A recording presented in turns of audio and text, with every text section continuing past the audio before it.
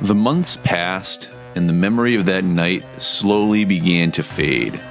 The TV, it remained untouched, a silent sentinel to the terror they had faced. They had told no one, fearing ridicule, or worse, that someone else would stumble upon the cursed game and unleash the digital demon.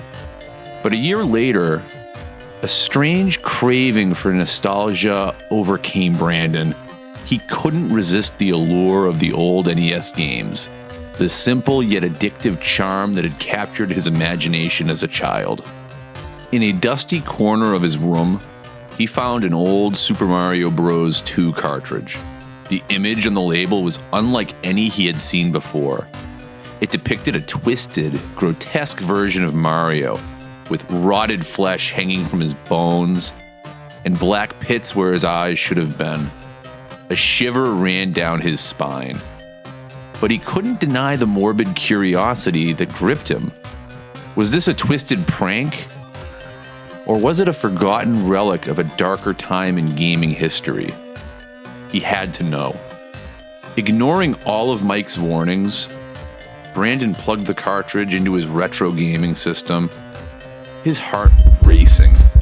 The game booted up, the colors and sounds of the Mushroom Kingdom filling the room once again. But something was off. The colors were slightly duller. The music, a discordant twist on the original's cheerful tune. The game played normally, almost too normally, until he reached the first boss stage. It was a nightmarish version of Birdo, the pink dragon from his youth.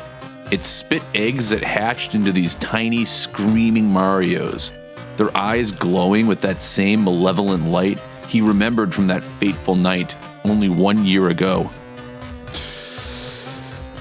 He took a deep breath, his thumbs poised on the controller, and he stepped into the fray.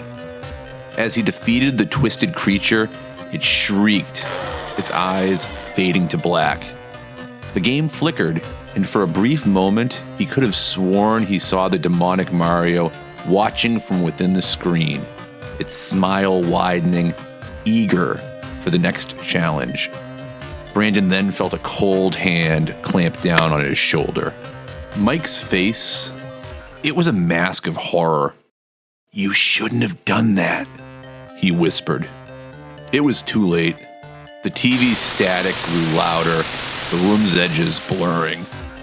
The floorboards creaked and the walls bulged as if something was pushing through from another dimension. Brandon's heart skipped a beat. Had they unleashed something even more terrifying than before? The game's world began to glitch around them, the screen distorting and pulsing with an unnatural energy. The door to the apartment slammed shut, and the lock clicked into place.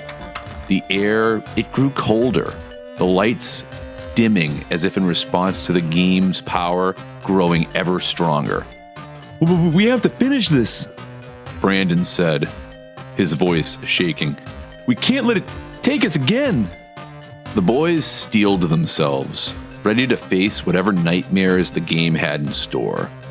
They were no longer just players in the video game. No, they were the only defense against a digital monster that had invaded their very lives. As they continued through the warped levels, each stage grew more disturbing than the last. The familiar characters of the Mushroom Kingdom were now twisted reflections of themselves, their cries for help echoing through the game's corrupted code. Brandon felt a knot in his stomach. The weight of his decision to play the game was now heavy upon him. But Brandon had no time for self-pity, for the final boss now loomed before them. It was a towering beast that was somehow both Bowser and the demonic Mario from the first game. Its digital eyes bored into Brandon's soul. And he knew that this time there would be no easy escape. They had to win, for their sake and for all those who might stumble upon this cursed game in the future. They had to break the cycle of fear and terror and torment that had been set into motion by that fateful garage sale purchase. With a deep breath, Brandon looked over to his brother-in-arms, Mike, who nodded back to him solemnly. They were in this together, and they would either conquer the digital hell that had invaded their reality, or they would die in this apartment.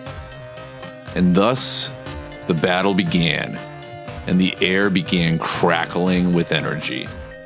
The demonic Mario beast roared, and the walls of their apartment trembled in response. It was on. And the fight, oh, was it intense. Their hearts pounding in their chests. Each hit they landed on the creature caused the entire room to shake. It felt as if the very fabric of their world was threatening to rip apart. The demonic Mario, he was unforgiving. Each blow he dealt sent shockwaves through the floorboards. But the boys, they were determined.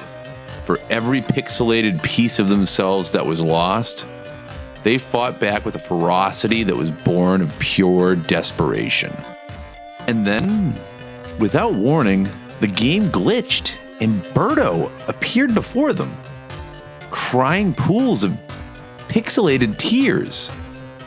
This sight, it was heartbreaking, and it was a stark contrast to the fear that had driven them thus far. The creature gazed upon them, and its digital eyes, they were pleading. Brandon, Mikhail, you can stop these. Birdo croaked. It sounded like a dying computer chip. Before the boys could react, the demonic Mario shoved his fingers into Birdo's eyes, and there was a horrifying squishing and popping sound. The screen flickered, and the room darkened for a moment. The walls trembled as Birdo's lifeless body slumped to the floor, and her digital blood seeped into the floorboards. This sick and twisted game has gone on long enough, Brandon thought, his anger fueling his resolve.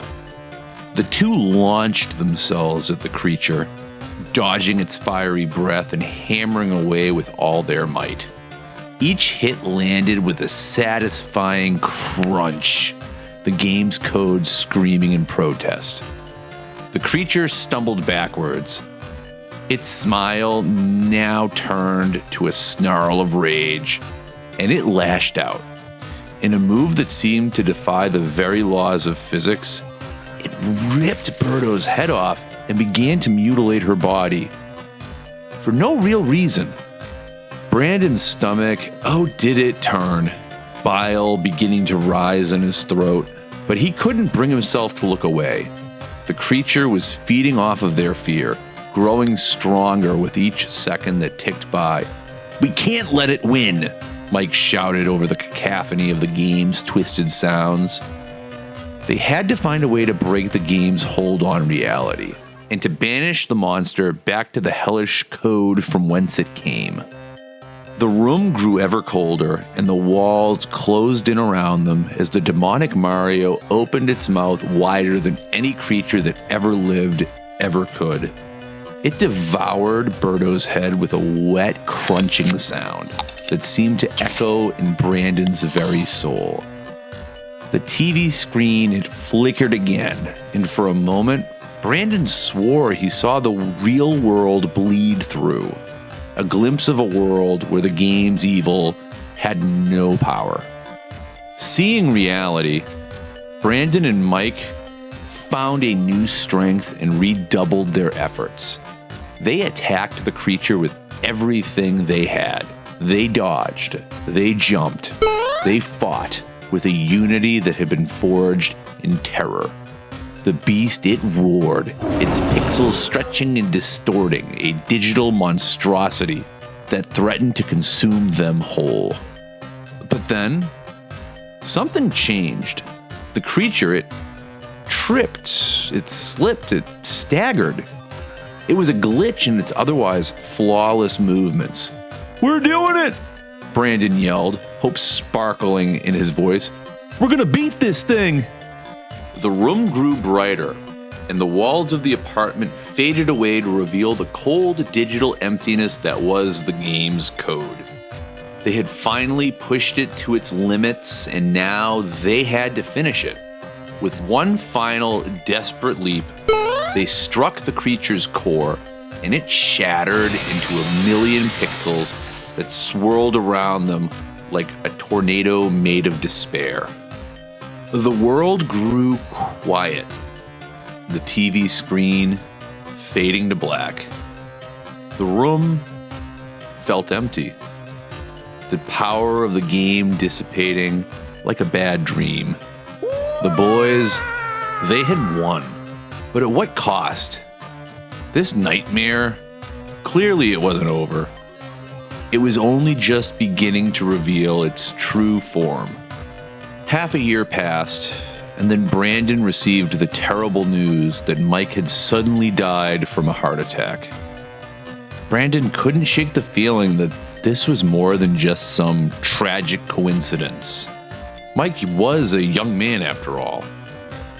The demonic Mario's final taunt, it echoed over and over in his mind. It was a chilling reminder of the digital world that had bled into their lives. The game, it claimed its first victim, and he knew that he would be the next. The apartment remained untouched. The TV, a silent sentinel to the horrors they had faced. Brandon, he could not bring himself to play another Mario game. The thought of the digital hell he and Mike had encountered and survived, it was still too fresh in his memory, as was the death of his longtime friend. He tried to bury the fear, to convince himself it was all in his head. But the whispers of the game, the faint echoes of that twisted music, they never truly left him. Your friend, he rots in hell, and you have yet to get rid of me, Brandon.